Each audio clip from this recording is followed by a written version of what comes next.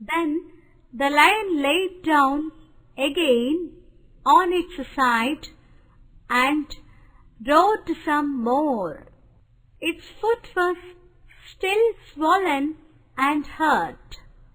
Androcles left the cave to gather wet moss and wrapped the lion's foot to help it heal. He brought the lion water to drink and watched over it until it was better.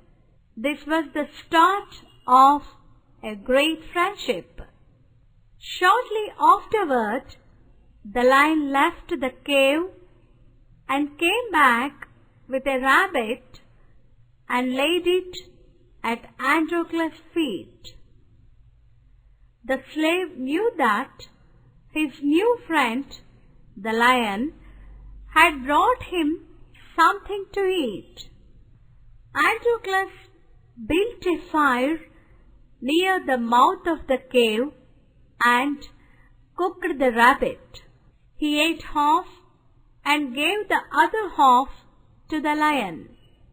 The day after that, the lion and the slave walked the woods together, hunting and playing like two friends. But one day, as Androcles walked into the woods alone, he met a company of soldiers. They recognized that he was an escaped slave and took him back to the city. The punishment was severe in Rome for slaves who ran away. His master demanded the harshest punishment for Androcles. The slave was taken to be locked up in a jail cell near the arena. The arena was a place where thousands of people came to watch races and sports.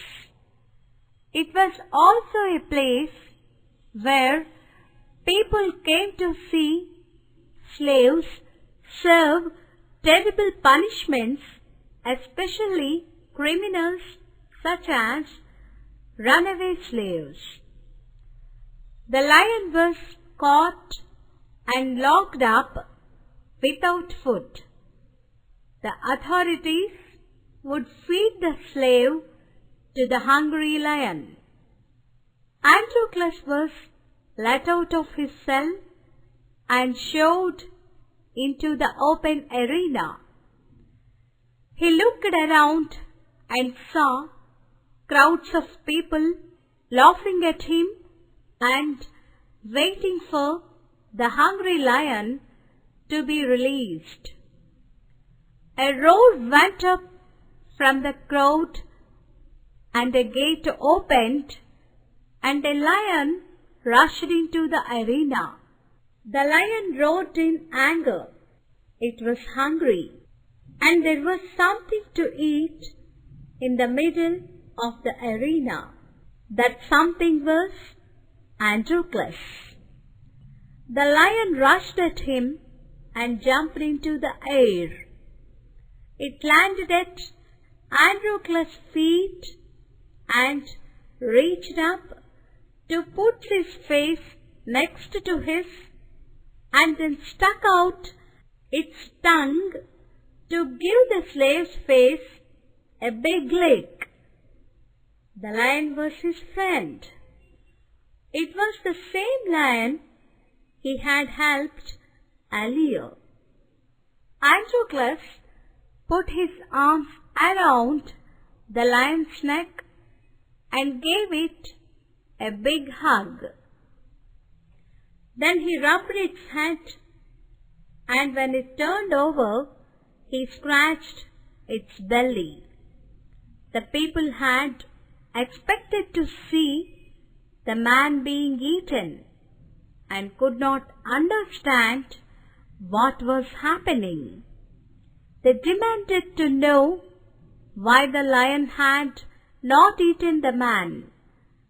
"I am a man," said Androcles, "yet you have treated me badly and made me your servant.